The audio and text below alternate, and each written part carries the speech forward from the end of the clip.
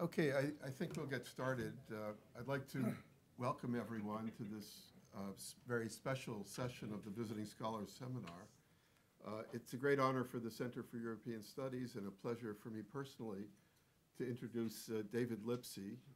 I should say Lord Lipsey of Tooting. I've been waiting 3 weeks to say that. I believe this is the first time we've had a member of the House of Lords speak to the Visiting Scholars Seminar.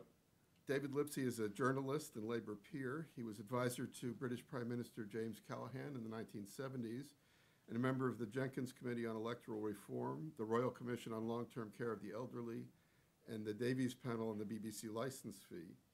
His book, The Secret Treasury, was published in 2000, and his racing novel, Counter Coup, is awaiting publication, and I look forward to reading it.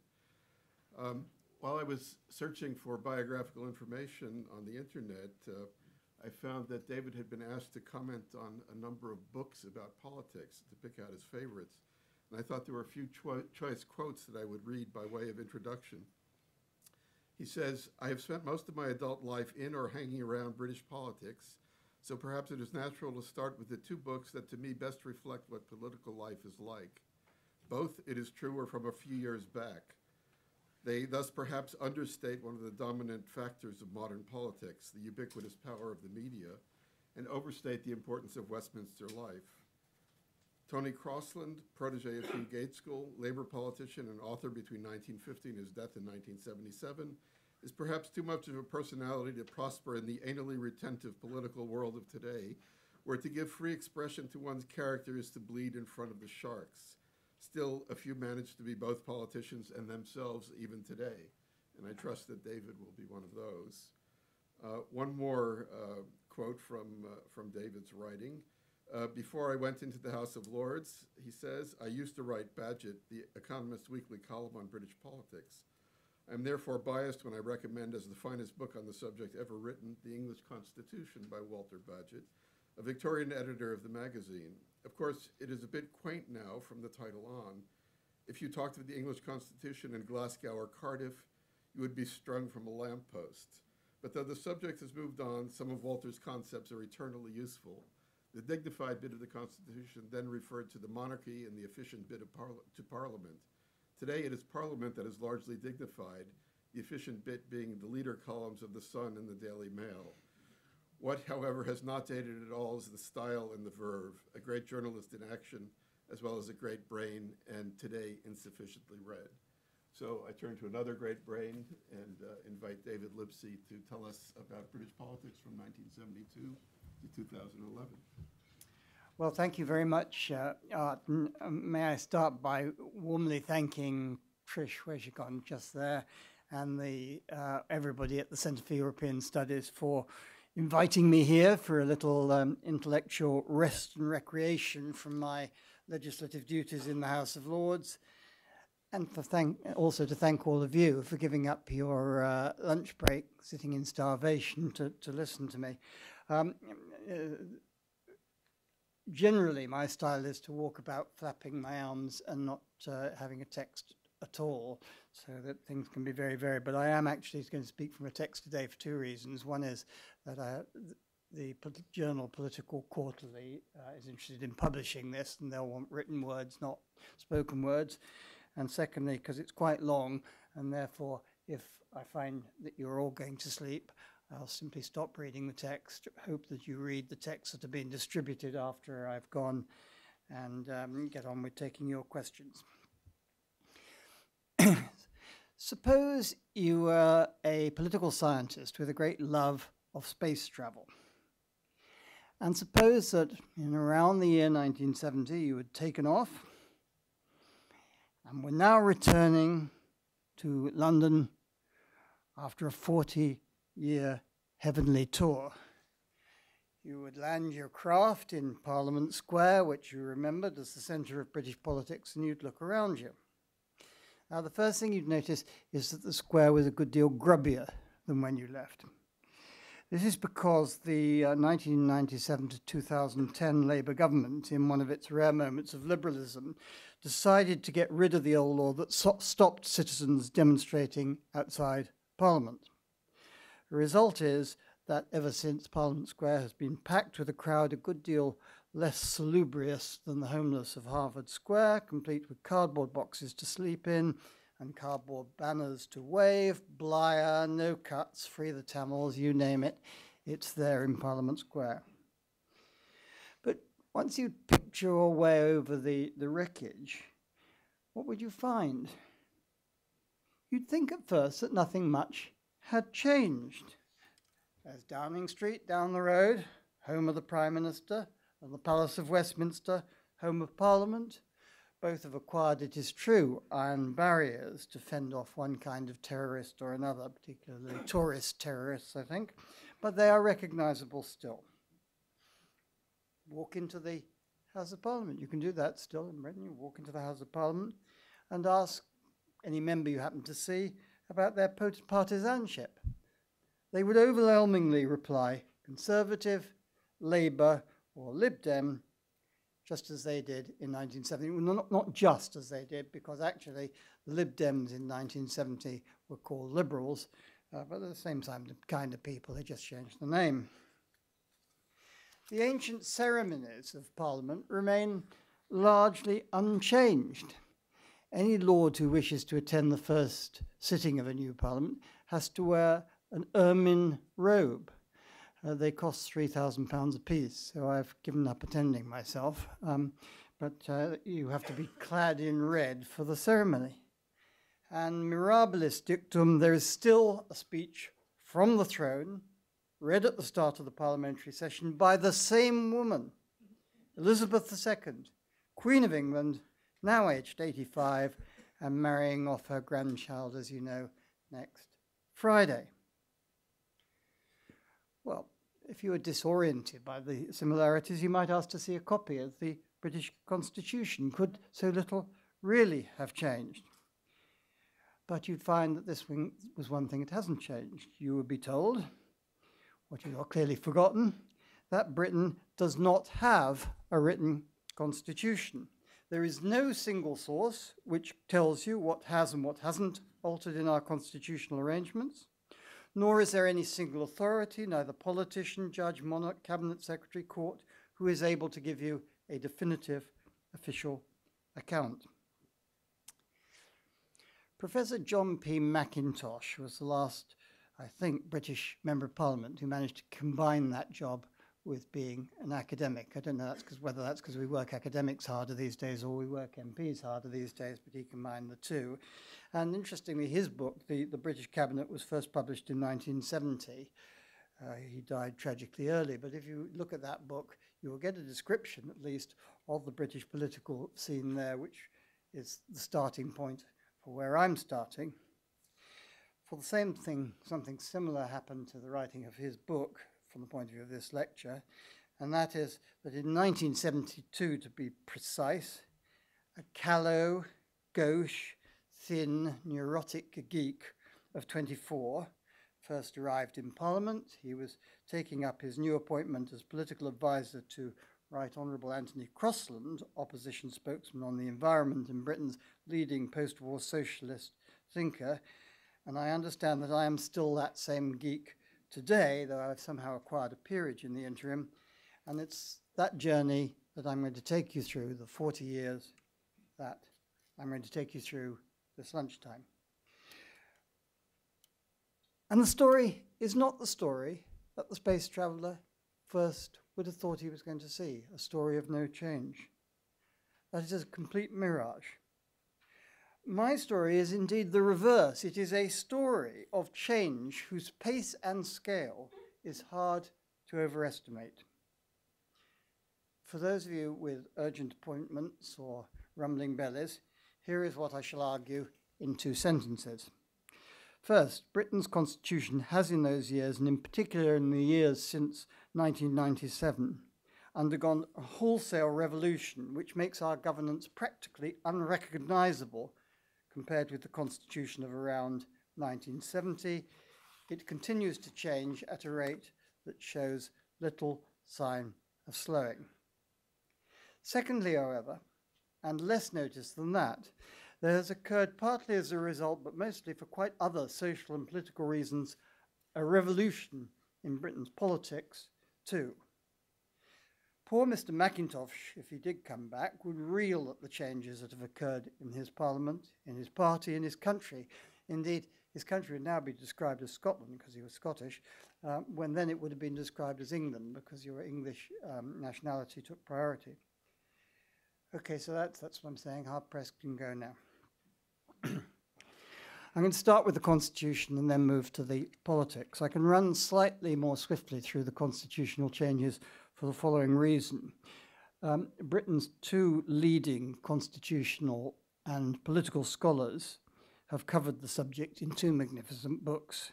One is Professor Anthony King in his The British Constitution 2008, and the other is Professor Vernon Bogdaner in the New British Constitution 2009. Bogdaner, incidentally, deals early with a problem that may have struck those who have been listening with attention to me, at least so far. He says, the first feature that strikes even the most casual observer of British government is that Britain has no constitution. What can constitutional reform mean in a country without a constitution? And the answer is that Britain does, of course, have a constitution in the sense of a set of rules and understandings which determine how the country is governed. They simply aren't brought together in a single document or source. So let's go through the main changes, shall we?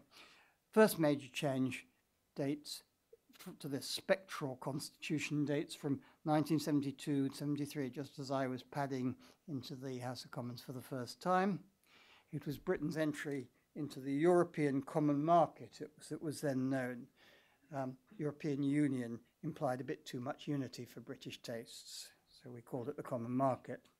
And that change the British voters assented to in a referendum in 1975, since which our continued membership of the EU has not been in doubt. EU membership has two constitutional implications. First, a great deal of law which impacts directly on Britain's businesses and Britain's citizens is made by the European Union, or in Brussels, as we Brits tend to say, a Brussels sprout being a particularly despised cabbage-like vegetable. Secondly, and in consequence, the fundamental doctrine underlying Britain's constitution was destroyed. The great constitutional lawyers and commentators from Dicey onwards, I think including Bagehot, had all agreed that the central proposition underlying Britain's constitution was this: Parliament was sovereign, Parliament could do anything it wanted, and there was no authority that could trump Parliament. Now, and the politicians of the time added all sorts of ifs, buts, denials and obfuscations, but there was no getting away from the fact that was no longer the case. The British courts would, in appropriate cases, give priority to community law over British law.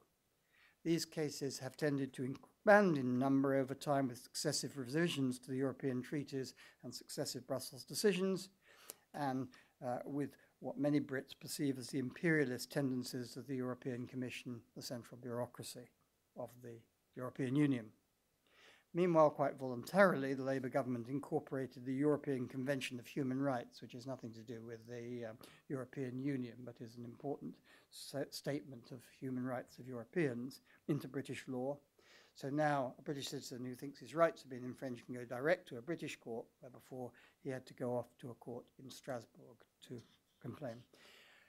A controversy is running in Britain as I speak about a decision as a result of that convention. Strasbourg, it went on appeal to Strasbourg, has decided that prisoners, people in prison, must be allowed to vote in British election. The populace is outraged. It doesn't want its government decided by burglars. The government, however, is caught between a fear of electoral punishment if it obeys the verdict of the Strasbourg court and the fear of judicial sanctions, including hefty fines, if it defies Strasbourg. This one, I predict, will run and run. First change, therefore, European Union. Second change, devolution to Scotland and Wales. This took two goes, a first attempt in the 1970s failing because of the effort of some hostile MPs, but the second in 1997-8 successful. There's also been a new power-sharing regime set up in Northern Ireland. Third big change, form of the House of Lords.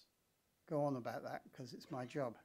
Indeed, I did go on about it last week, and some of you were here.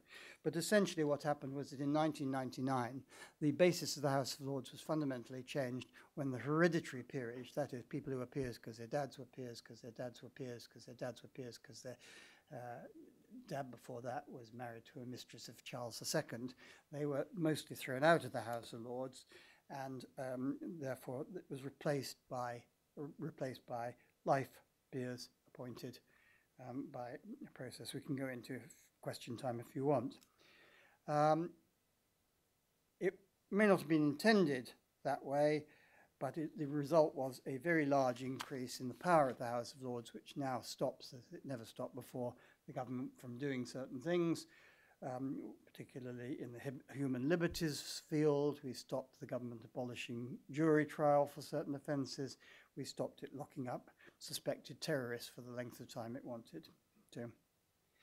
And the fourth change that I particularly illustrate is the enormous change that the separation of powers that existed in Britain right back to the early days of Parliament between the judiciary on the one hand and the executive and the legislature on the other. The executive and legislature in Britain, unlike the United States, are bound together. But the judiciary was completely separate powers from those other two arms of government. The courts used to keep out of anything that even sniffed of politics, no longer. Let me illustrate this from an example which I take from Professor King. In 1942, the courts heard a case brought against the Home Secretary of the day, Interior Secretary, for locking up suspected Nazis without any evidence. By 8 votes to 1, the court upheld the right of the Home Secretary to do that. What is significant is what happened to the one who didn't go along with that verdict. Judge Atkin was ostracized by his fellow judges. No one would speak to him. In the House of Lords, he ate alone. Such was the reluctance of the judiciary to interfere with the executive. That is wholly changed. Today, judicial review of the validity of ministerial decisions is constant. Home courts recently stopped a Home Secretary increasing the sentence of a nasty criminal from 15 to 20 years, and they constantly bar governments from sending back illegal immigrants to nasty countries.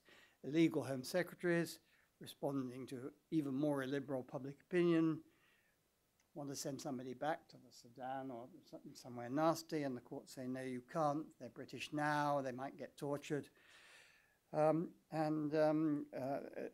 These cases come up practically every day. And I must say that someone like me brought up that all judges were crusty old reactionaries have found their transformation to the guardians of Britain's civil liberties quite astonishing. This is not a full list of constitutional changes that have been made since 1970.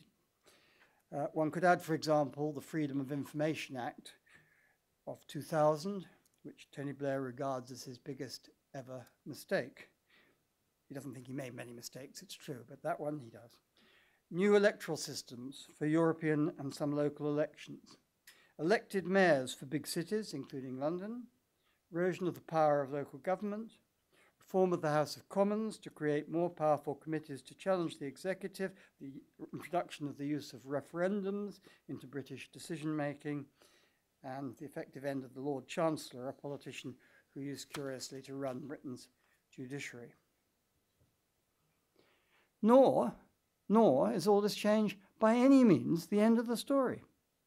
The new coalition government, Tories and Lib Dems, Tories used to be against any constitutional change. It was all for the worse.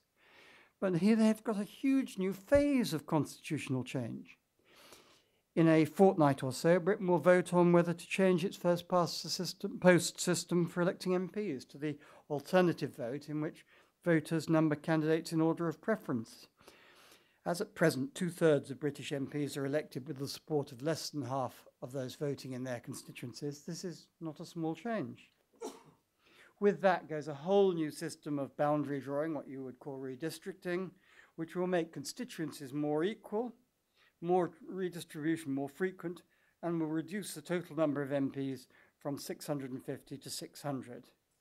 There is a bill at present before the House of Lords, which will mean that the British Parliament always lasts for 5, or nearly always lasts for 5 years, whereas at the moment, any Prime Minister can have an election anytime they want.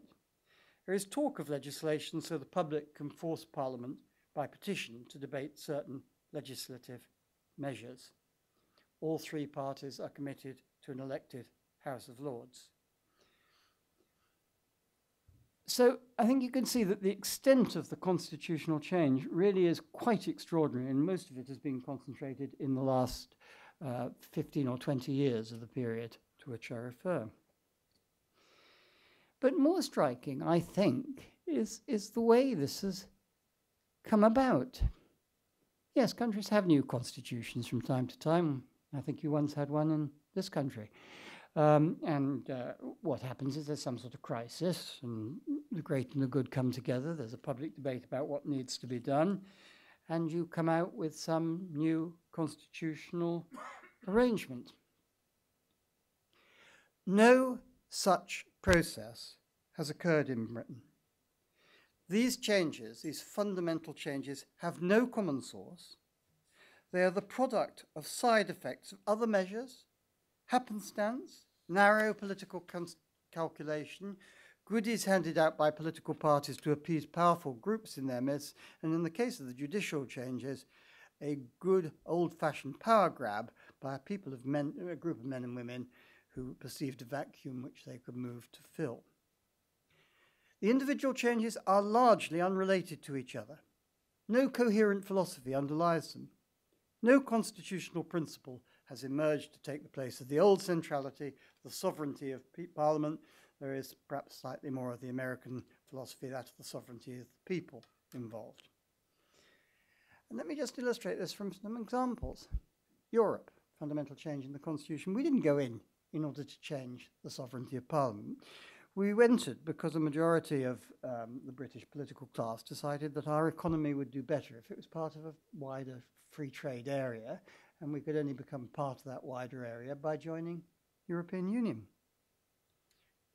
We didn't devolve to Scotland and Wales because the political class in its wisdom saw that Britain was an over-centralised country with weak regional identities. We devolved because in Scotland, the people of a left-wing disposition had got very cross about being governed by a national government led by Margaret Thatcher, which was of a right-wing disposition, and they demanded more say over their own affairs. As for my own adopted home country of Wales, something similar applied, but in any case, if the Scots were going to get devolution, we Welsh were damned if we were going to be left out. We did not reform the House of Lords because we believed that the newly appointed House would act as a counterweight to an overweening House of Commons, preventing executive abuse of power and improving legislative scrutiny. We did it because the built-in Tory majority in the Lords was vetoing Labour government's measures. The Act was explicitly labelled a transitional measure. What the transition was to was glossed over, but an elected House was what most people meant. Or to take this most recent example, we are not cutting the number of MPs from 650 to 600 for any reason that anybody can discern. Indeed, the leader of the House of Lords defending this move said that he thought that 600 was a good idea because it was a good round number, which seems a strange way to decide the number of MPs. In fact, the intellectual case for the cut is weak. The number of MPs, of voters that each MP represents has increased by 23% since the 1950s, and they generate more and more constituency work for MPs, and so the workload has increased. Now, the cut came about this way. There was a scandal about some MPs' expenses. Incidentally, the scale of the scale in most countries, they would have been felt to have been cheating themselves if they hadn't fiddled on the scale they fiddled, but there we are, it's Britain. There was a scandal over MPs' expenses. The Tories, who were then in opposition, wanted to be able to claim that they would save money by stopping this.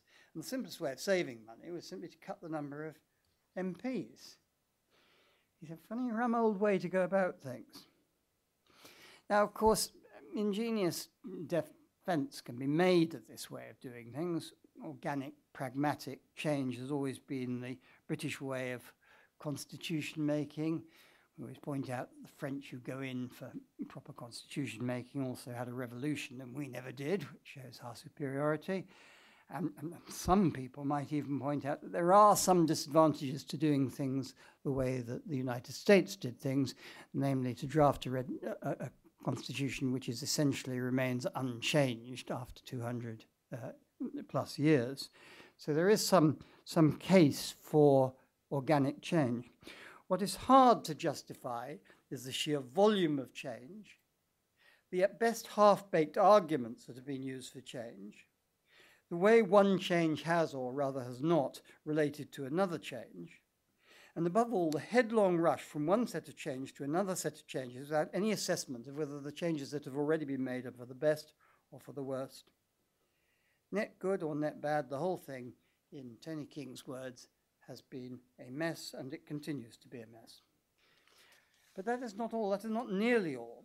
For on top of these constitutional changes have become huge changes in what might be called the business of politics, who politicians are, what they do, how they try to win, what determines how they behave, the political actions that make up the government of the country. Now, I'm going to be a bit more tentative about what I say now, because there isn't a Bogner or a King who's written on this, and so I'm having to make it up myself. There is an academic literature, which I shall refer to, but there is also a fair bit of what I believe they call casual empiricism, that is, padding around the corridors and sniffing the air of Westminster and Whitehall, which I've done in one guise or another quite a lot of. It follows from this, I'd greatly welcome any comments on what I'm about to say, and as I say, it is planned to turn this into a journal article, and your input would be gratefully received. Now, political scientists returning from space might again start off by thinking not that much has changed. Two large parties still, Labour, Conservative, contending for power, going at each other, hammer and tongs. Rhetoric of disagreement inflames party congresses and inflates parliamentary debate, and the scope for consensus, at least on domestic policy, if less so on foreign policy, is limited. We seem to manage to disagree on everything, even though on close examination it turns out that the actual things we're disagreeing about are much smaller than might seem from the rhetoric that is applied to them. But there is one huge overriding change in British politics that you need to grasp to have any understanding of what's going on. That change is the effective decline of social class as the driver of British politics. I illustrate the world that was with a quote from Peter Pulitzer, an American academic, writing in 1967. Pulitzer said, "Class is the basis of British politics. All else is embellishment and detail." Class is the basis of British politics. All else is embellishment and detail. And particularly the Labour Party, my party, in those days, was a class party in two senses. First, it proudly stood, for the interests of something discernibly identified as the working class. Working class, the terminological difficulties with America here, because working class includes lots of people you in America might consider middle class. But working class basically was people who in one way or another earn their living by working with their hands. And we stood for that as a party. We wanted higher real wages for those people. We wanted better state welfare benefits for those people. And with that, for some, though by no means all in the party, went a quasi-Marxist theory of class war, where large numbers of people were in favour, indeed this was built into the party's constitution, of the common ownership of the means of production, distribution and exchange, something which hasn't happened in many countries except possibly Cuba and Russia before the revolution. So this was really had elements of a revolutionary program. In practice, the Labour Party was not like that for the very good reason that it could never have won an election on such an extreme party. I mean, it made the Tea Party on the Republican side seem like moderates, really, at times. Tony Cross and I worked for did calculate that the Labour Party vote was going down at roughly a rate of 2% per election, sometimes rather faster, sometimes rather less fast. And the reality that underlay that was a twofold one, which has caused the revolution I'm now going to talk about. First of all, fewer people were working class. Fewer people were working with their hands. Secondly, among those people who still were, fewer and fewer shared this class approach to politics.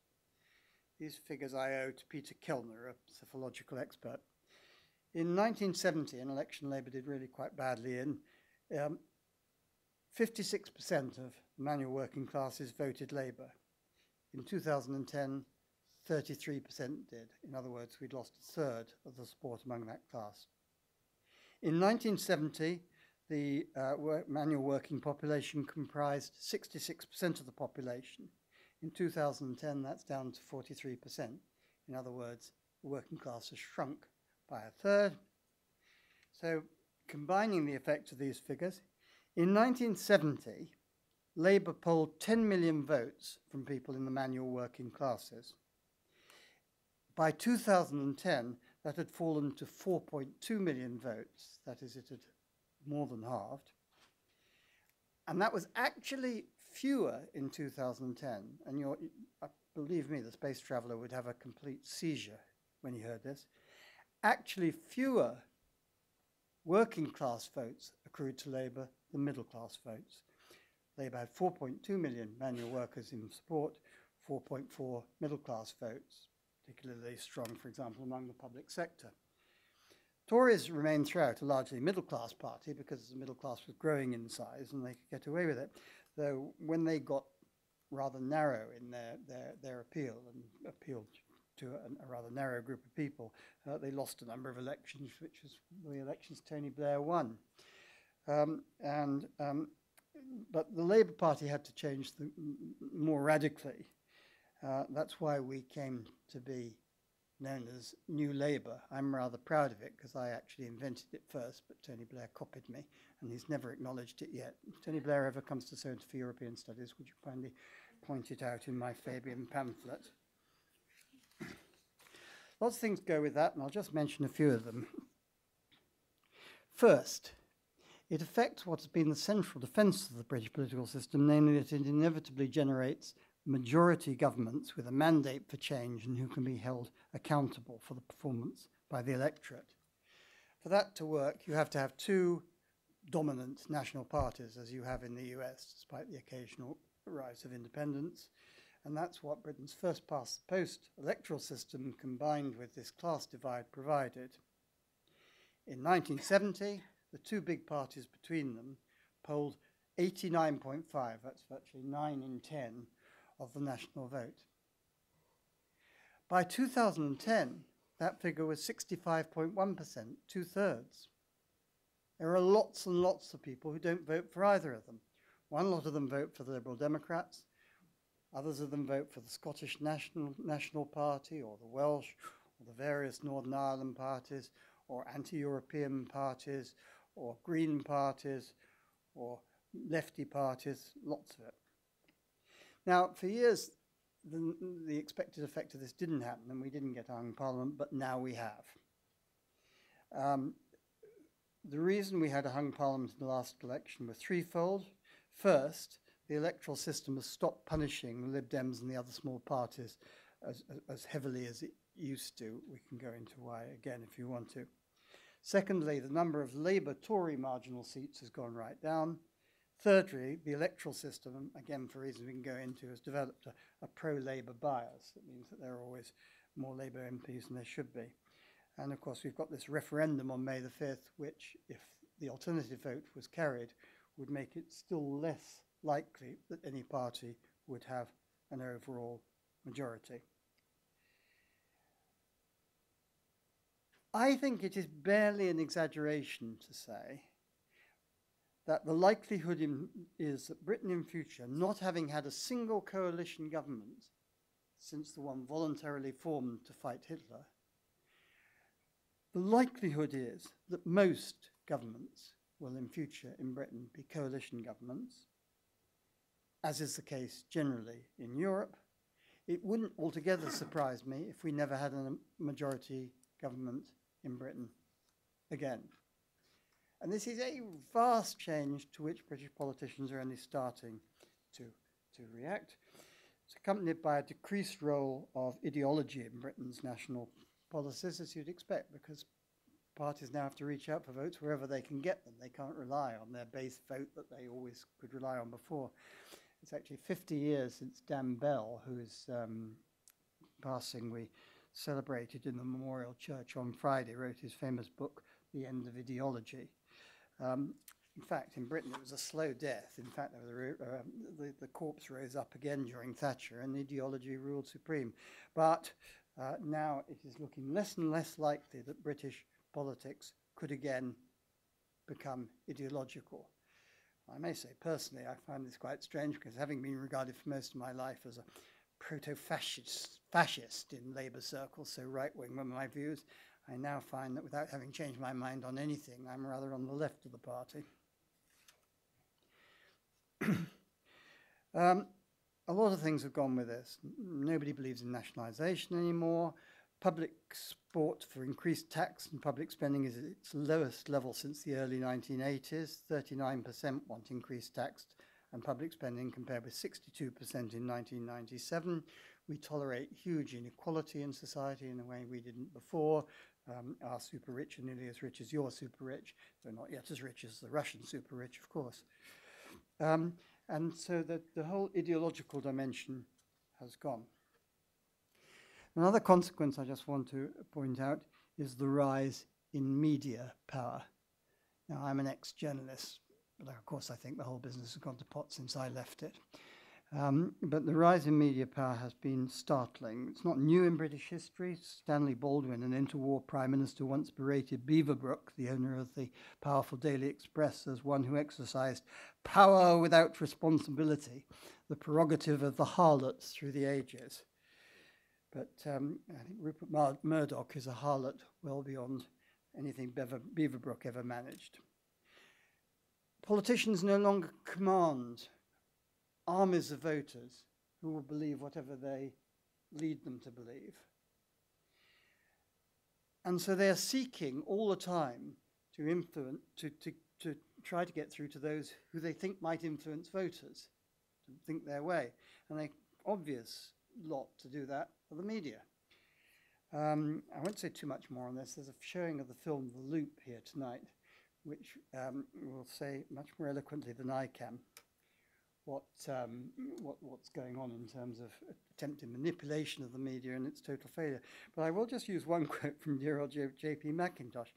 J.P. Mackintosh in his book says, "A phone call from number 10 to an editor complaining about an article or news story tends to produce a reprimand for the journalist rather than a rude rejoinder."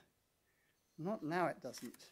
There's a famous conversation that took place between John Major, Prime Minister from 1990 to 1997, who rang Kelvin Mackenzie, the editor of the popular newspaper The Sun, to request sympathetic treatment of his devaluation of the pound sterling. And Mackenzie reportedly responded, "John, I have here a large bucket of shite. Tomorrow morning, the sun will pour every drop of that shite over your head." That wasn't exactly a reprimand, was it?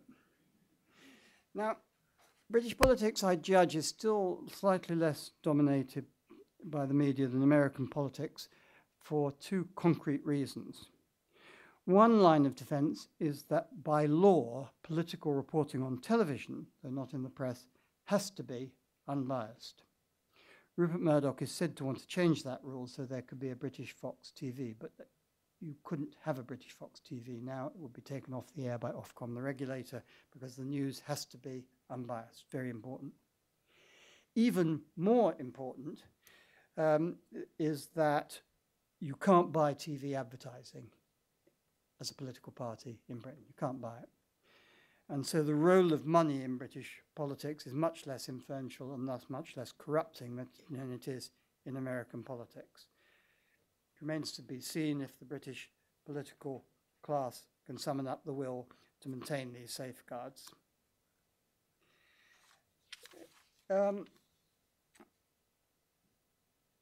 Another change that is extraordinarily noticeable is the change in the actual membership of the House of Commons and the political class. When I came in, a lot of the Conservative MPs did a bit of MPing in the afternoon after they'd gone off and run their companies in the morning.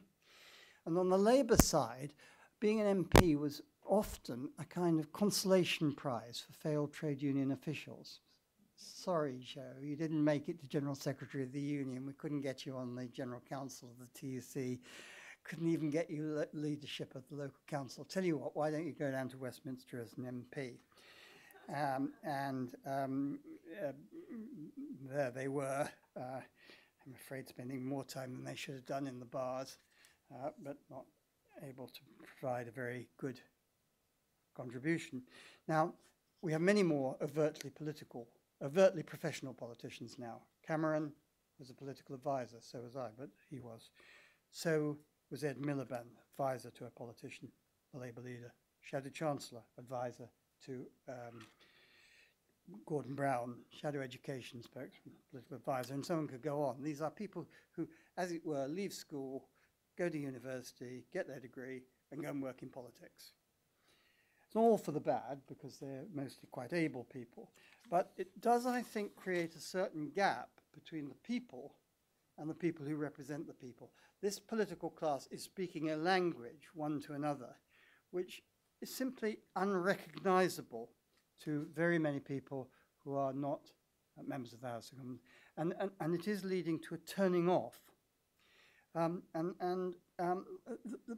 people will take their revenge. I mean, the expenses scandal I've already mentioned was an example. The scale of the reaction was very great. Politicians have gone into a scared rush about it, and it won't be very long before all MPs are forced to live in rabbit hutches where they're fed nothing but mouldy lettuce leaves, denied a salary of course, and forced to travel to their constituencies in army lorries jeered by the populace. The British don't like their politicians. The final change I want to, in just one more minute, draw attention to is that Britain used to be regarded as a parliamentary democracy, namely a land governed by an executive responsible to Parliament, but there are signs that the political class, now finding itself hated, is losing its nerve a bit and is trying to get much nearer to something which represents direct democracy. I mean, the idea of having a referendum in Britain would have been absurd, but we have one on Europe, we're about to have one on the voting system, they've had ones in Scotland and Wales on, they've had two in Scotland and Wales on devolution, just had another one in Wales on a bit more devolution, and so on and so forth. So the people are being directly asked. It doesn't do much good because people aren't very interested in the questions that they're being asked, and the campaigns have been gutter campaigns, but the politicians have tried that. Or they've tried setting up something which is much commoner in the United States, directly elected bodies to run things with. So, for example, there are hospital foundation trusts running hospitals, more elections for school governments, police authorities are going to be directly elected. And it's a very American thing to do, except the turnout is very British, the campaigns barely exist, the public takes no interest, and therefore the gains to the underpinnings of democracy of all this are negligible. Voters show signs of voter fatigue. In general elections, turnout has fallen from 72% in 1970 to 65% in 2010. And if that sounds bad, there was a huge sigh of relief breathed in 2010 because turnout had gone up a good chunk. It went as low as 59%, which is getting down to the kind of levels that you have for presidential elections. Barely a third of voters show up for local and European elections. Meanwhile, politicians pay far too much attention to opinion polls, which are demonstrably less accurate than they used to be, but they are inclined to think that when they have heard what an opinion poll has to say on a subject, they have heard both the New and the Old Testament on the subject and immediately copy it. Enough. I'm not a golden ageist. I don't think that all these changes are for the worse, any more than I think they're all for the better. And the new generation will have to consider how to take things forward from here. Just a final reflection, though. It is going to be bloody difficult, excuse my language, to be a political historian of this period. Historians are dedicated to discovering large causes, deep patterns, broad movements. I cannot think of any period in the past, in Britain or anywhere else come to that, where so much has changed so fast, with so little by way of a common cause, let alone an underlying crisis driving change. And it seems to me a pretty peculiar way to run an old country. Thank you.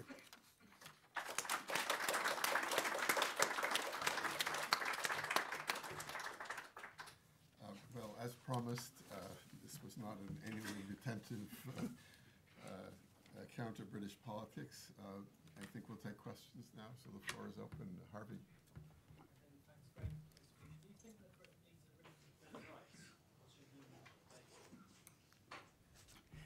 I thought you were going to ask written constitution, and the two are obviously related, since most.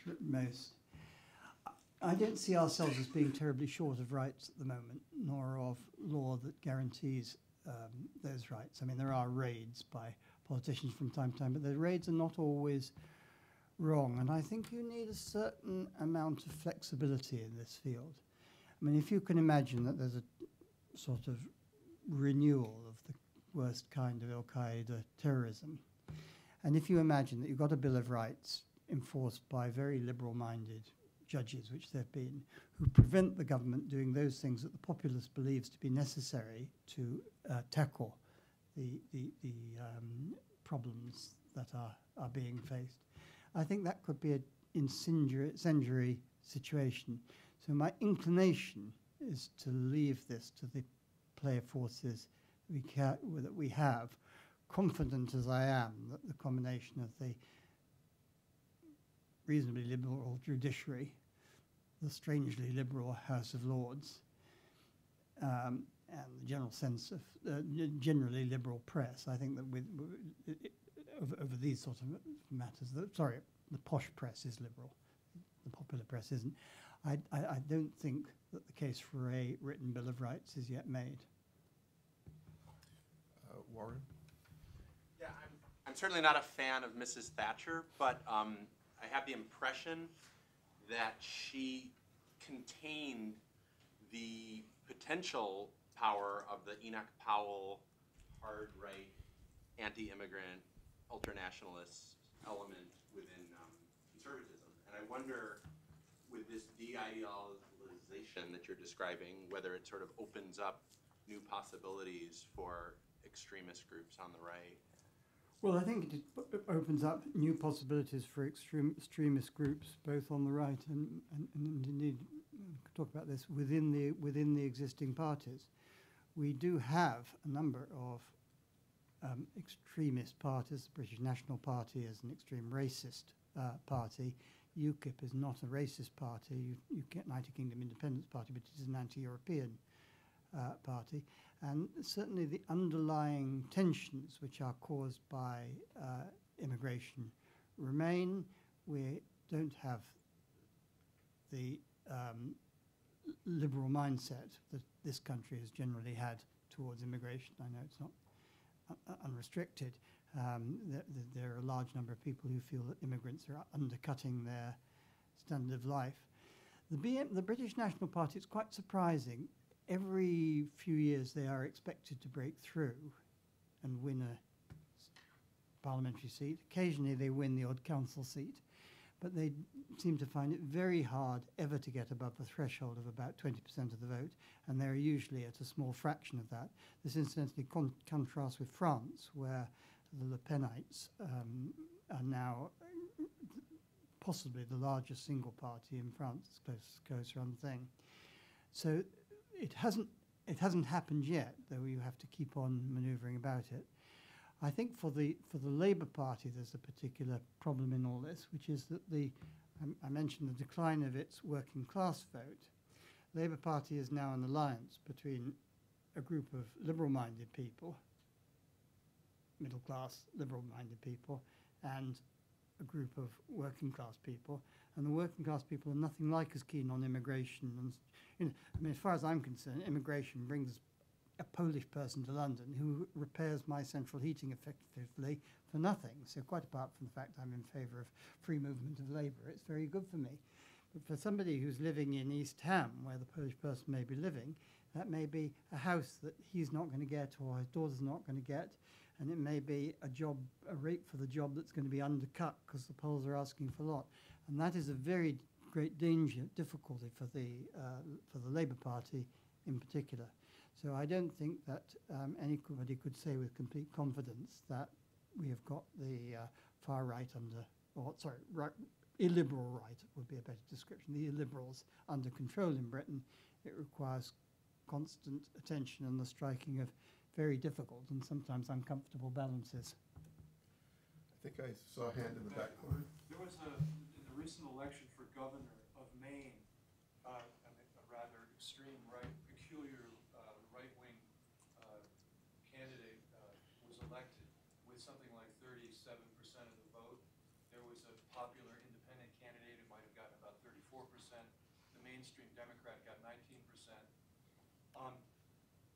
LePage was elected based on a first-past-the-post system, and that would seem to be at least one good argument for, depending, I guess, on your point of view, for some kind of runoff system. And so, what is the form of the referendum that you mentioned in May? And it sounds like you are opposed to the change that's proposed. And what's your view about that? I think your argument is absolutely right that runoff ballots make it very, very hard for extremist candidates to get elected. And far from being opposed, I not only am in favour of it, I claim to have invented it.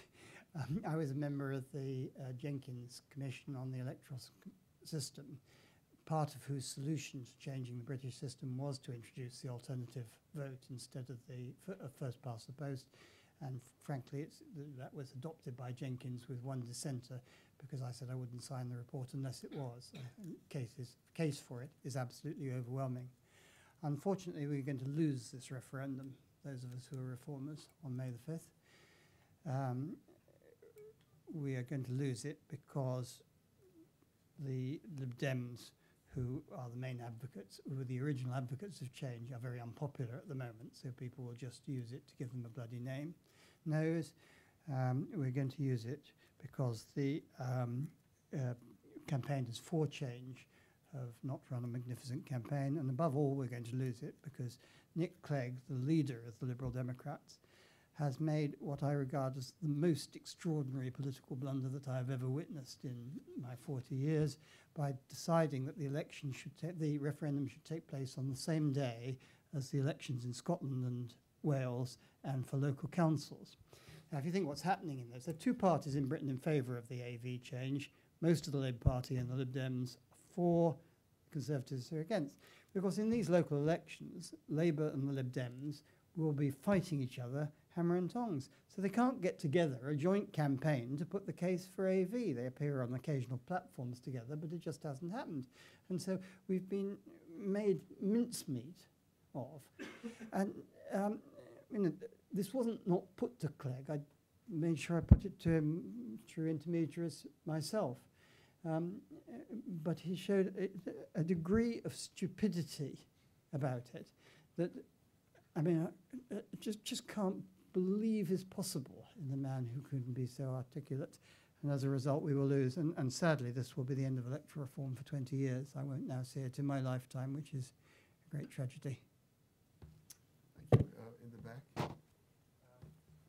May I continue with that? Because I understand the normative sort of case for the alternative compared to the first past the post, no question about that.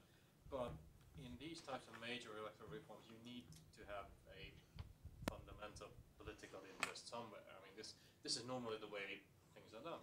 Now, the way I see it is, of course, there are two problems. One is that with the alternative vote and redrawing the boundaries, predictions go all over the board of who benefits, who loses. There seems to be one common denominator. It's most likely the Lib Dems who are going to be the net losers on it. Why are they pushing for it? No, the Lib Dems would benefit from the AV in nearly all circumstances. The definitive calculation based on the British election study for 2010 has the Lib Dems getting about 22 more seats if it had been fought under AV than under the system it was fought on, mostly at the expense of the Tories.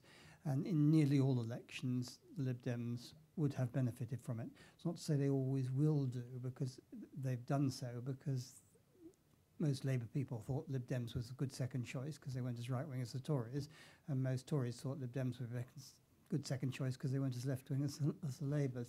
But the AV was designed to benefit the Lib Dems and to be the most favourable system that there was any chance of getting through from a Lib Dem point of view, quite apart from, as you say, the normative and substantive arguments for it, which makes it all the more tragic and incomprehensible that they've made such a mess of it and are going to mean that it goes down the pan. Would it have been on the menu with a Labour? A Labour government was committed to introduce an AV system. It was committed to it in successive election manifestos and including the latest one, largely because we thought it was a very juicy worm. We thought it's very unlikely that we would gain an overall majority at the last election, and we thought this would be a very juicy worm to put before the Lib Dems to form an alliance with us rather than the Conservatives. I don't think it had occurred to most of us that the Conservatives would say they'd offer a referendum too. The difference is that if the Lib Dems had been in with us, the government and they would both have been offering this worm, whereas in this case, the government's agreed to offer the worm, but at the same time it's saying to the electorate, that worm tastes absolutely nasty, don't put your mouth anywhere near that. Yes. You haven't said very much about foreign policy. The British political class often seems more closely aligned with American foreign policy interests than it does with the sentiments of its own population. Do you think Britain, under any type of conceivable coalition, could strike a more independent foreign policy course, or even provide an impetus for a more unified European Union foreign policy independent of the United States? I'm afraid the people are not fantastically progressive on foreign policy, nor, I mean, if you take the Iraq War, it is true that public opinion turned against the Iraq War, and certainly informed public opinion turned against the Iraq War, but the early polls showed strong support for the government's policy of going into Iraq, and the same is true of Libya. On the whole, the British people, like the American people, when their country goes to war, they rally behind the drums and then only complain afterwards. I have to say that foreign policy plays a very small part in British politics. People are always telling me how uninterested the American people are in foreign policy. Not by our standards, they aren't. There's a very low understanding and interest in foreign and defence policy in Britain. There is a visceral anti-Europeanism that goes on, not actually wanting to withdraw, but not very much liking having to play games with Germans and French and nasty people like that who refuse to fight wars against. So I don't think there is any pressure from the British people for a more independent foreign policy or a more European foreign policy. European foreign policy is sort of advancing crab-wise, 2 steps forward, 1 step back. We had a very interesting seminar in this room only a couple of weeks ago because the European Union does now have a high representative for foreign policy, a Brit, and there have been some steps towards improved coordination of foreign policy, but they don't get very far, largely because the 3 big European powers are none of them willing to give up most of their independence over foreign policy. The other thing is that for whatever reason, and I struggle to find out, but you wait till you see the Loop tonight, every British Prime Minister regards it as his most important or her most important task to be as close to the Americans as possible and to take second place to the Americans in all foreign policy decisions. They usually do this under the illusion that they're influencing the Americans, but the reality is the Americans dictating to the Brits puzzle on which somebody should write a good book. Peter? Two quick questions about the future and one about the past. I think I heard you say that you didn't expect to see another majority government in the near future, foreseeable future in Britain. I assume that was because you thought the referendum on the alternative vote would pass. So can you say a little more about why no majority government, Yeah. which surprises me? Yeah. The second question is, could you say a little bit more about the ultimate fate in the coming years of the House of Lords? I mean, do you have any tea leaves that you can read to suggest, that tell you what either government might actually do about it? And last, very briefly, comment or not, there are two trends in British politics over the last 30 years that are often remarked upon, partly by Tony King and other work. One is the, say from 1970 forward, would be the increasing power of the Prime Minister, especially relative to the Cabinet.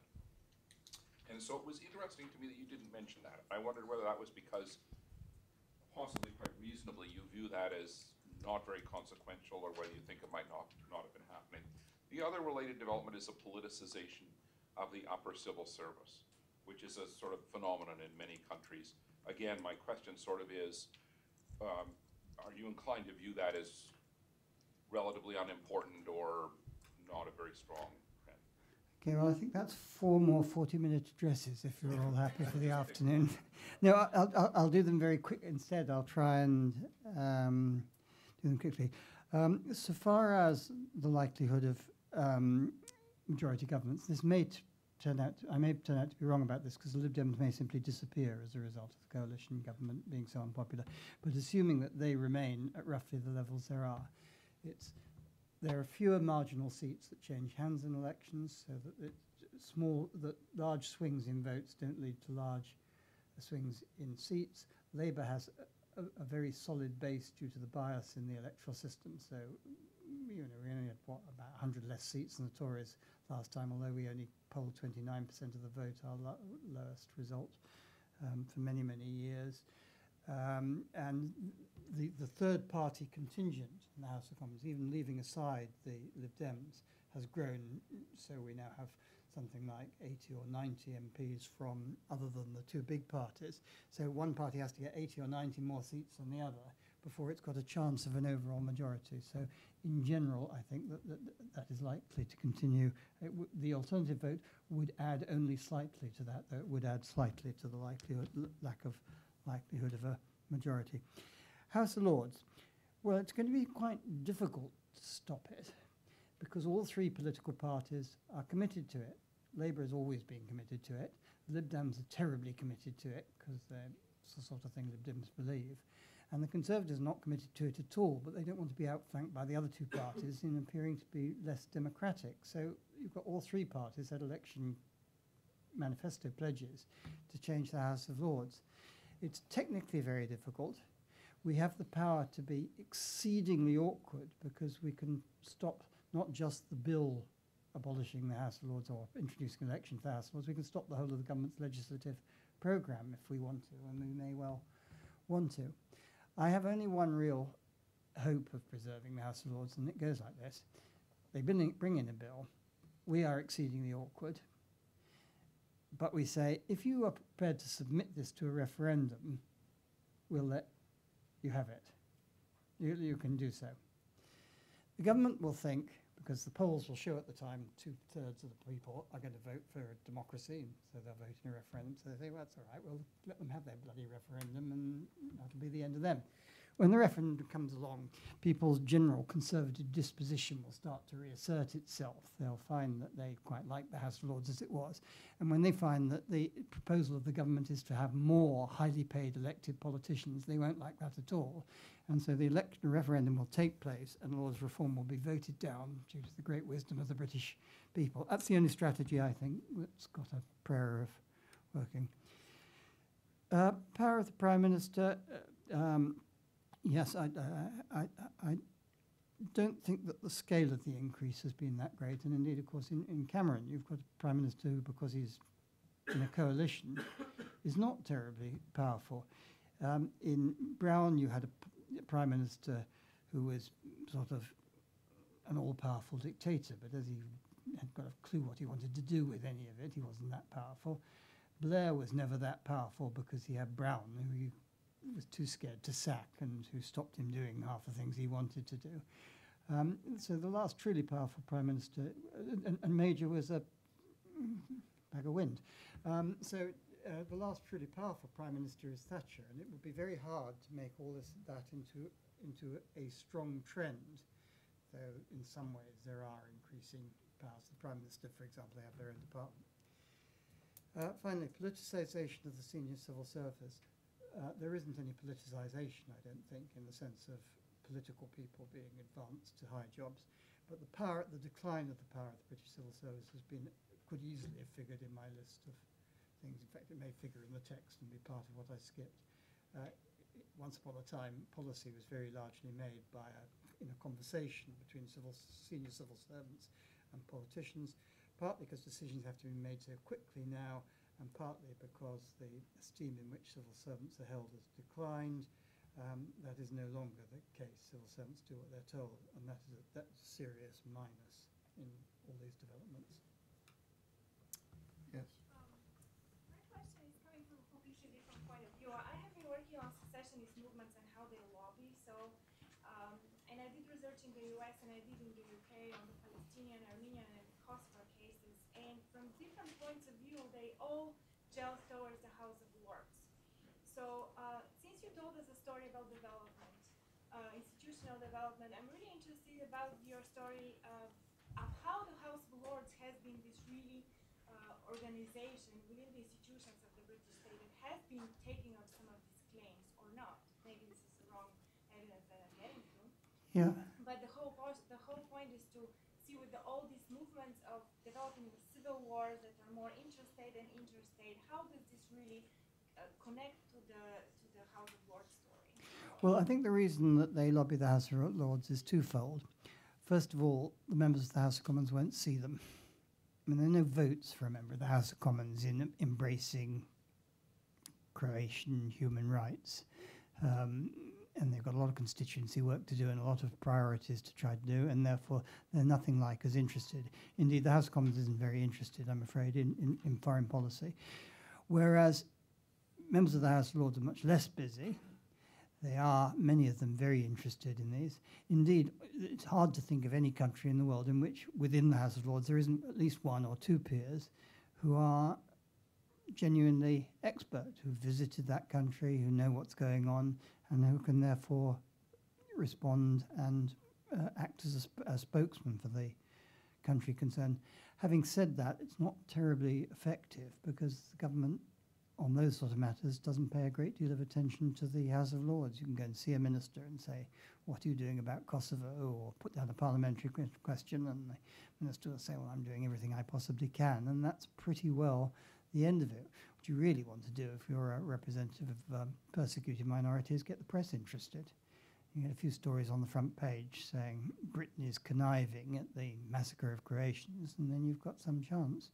But that a member of the House of Lords may help you in that by putting out a statement, which becomes part of the news story saying this is disgusting what's going on. But I'm afraid that lobbying the House of Lords on this is just the best you can do. It's not that effective. Jim? Yes, I found your talk fascinating and was Thank very you. happy to hear it.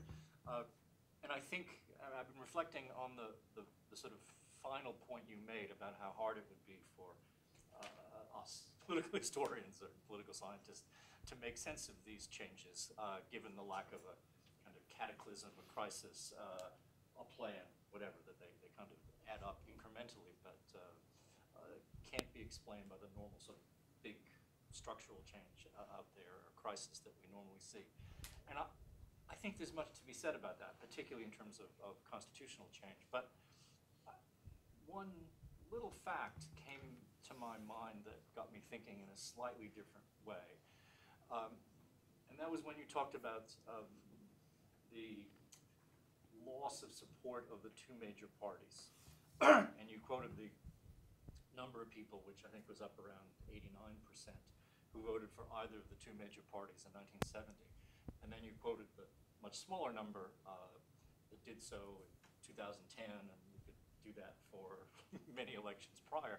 But if I remember, the huge change came really fast.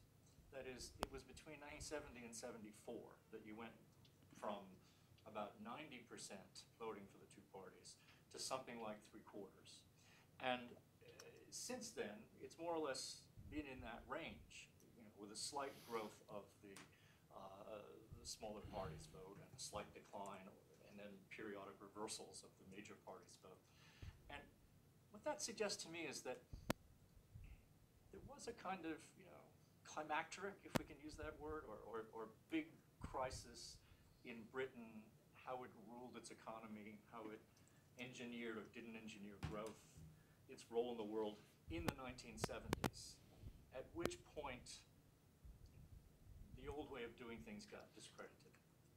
And it really happened, well, it first happened with the disgrace or defeat or delegitimization of the Heath government, and then it happened with the Callahan government subsequently. Somehow it seems to me that you can't explain everything that's happened since then by reference to the crisis of the 70s, but it seems to me a lot follows from that. I mean, particularly the sense we've got to do something completely different in terms of economic policy, which leads either to increasing integration into the EU, or Thatcher, or, as it happened, both. And likewise, one suspects that there's a certain sort of loss of political will or confidence in the institutions, which makes institutional change more possible. So I'm not trying to answer or respond specifically to your challenge, but it does strike me that if we go back to a certain point, that's when things start to fall apart, and that, there's a big set of changes then. Yes, I think that's valid, Jim, and it's the nearest you could get to holistic explanation from 1968 and the devaluation of the pound down to the winter of discontent of 1979. There was a very serious lack of loss of nerve and confidence in Britain, which Thatcher, whether you like her or not, was largely instrumental in turning around. In terms of share of the votes, I mean, I think it's slightly more nuanced, than you say. First of all, there had been in 1950, the two big parties had 98% of the vote, so there had already been a decrease to 89.5, and that's over 20 years to lose 10% of your combined share of the vote is quite great. The Lib Dem, the rise of the Liberals, took place in the period to which you're referring, but then there was a subsequent bit when there was another party set up, the Social Democrats, who later allied with the Lib Dems, and that added to their sort of core underlying vote. At one stage, the alliance scored 26% in a general election between those two parties. The thing that more recently has happened is a proliferation of minor parties, most of whom have got no chance of getting seats. That is to say, Greens, fascists, and the national parties in Wales and Scotland, though they now seem to be stalled. So I think there are a whole lot of cumulative factors which have led to a lasting decline. If we get the AV, by the way, the share of the main parties, if we did win this referendum, which we're not going to, but if we did, I think the share of the two main parties of first preferences would be barely above 50% next general election, down from 59 now to 50, because I think a lot of people would decide they wanted to show they supported the Greens, or they wanted to vote for alternative candidates of one kind or another. In a way, I think that'd be a good thing, because it would bring home to the big parties that they really have got to look to their act if they're to retain voter loyalty. I'd like to continue on Jim's point, but from a slightly different angle, since my heart resides across the channel, and I look at the constitutional changes you described from a slightly different perspective. I heard you describe major changes that included the bleeding away of sovereignty to the European Union, the decline of the two major parties, the de-ideologization, or rather, I would describe it as the convergence of ideologies of the major parties, the judicialization of politics to a certain extent around a human rights agenda, the alienation of the political class from popular discourse because of changes in the educational background of political leaders.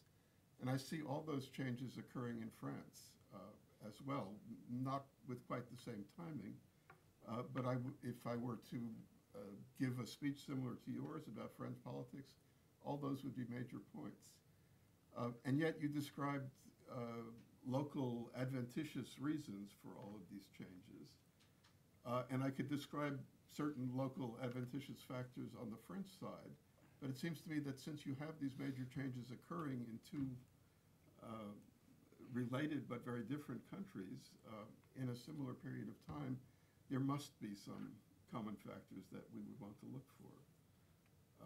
So I put that to you as a comparative point of speculation.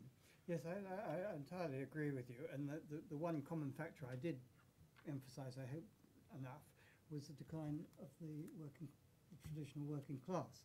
And that has been even stronger and more of a problem for the French and the French Socialist Party than it's proved for the British Labour Party. They've accommodated to it much less successfully. As you know, there is a growing debate going on about whether social democracy in Europe has a future or doesn't have a future, and France will be an example. Those factors are not going to change. There are some possibilities of ways in which things could change around for happenstance reasons. For example, not clear what will happen in the next German election. The president of France is so unpopular that the socialists may do quite well, despite the fact that everybody hates them because they hate Sarkozy so much, and they're not prepared to vote for the Le Penites. There are some counter-examples in Europe to make things more complicated. And I understand that the Danish socialists are about to come to power on the traditional social democratic ticket if we're going to raise taxes in order to improve welfare, which is completely redundant elsewhere in Europe as a politics. But I think that the change in the class basis is a driver of many of these things. They're not all constitutional things. Anyone else? If not, it remains to thank you for a very stimulating talk. And I hope you'll come back. Thank you for asking me. Thanks for coming. Thank you.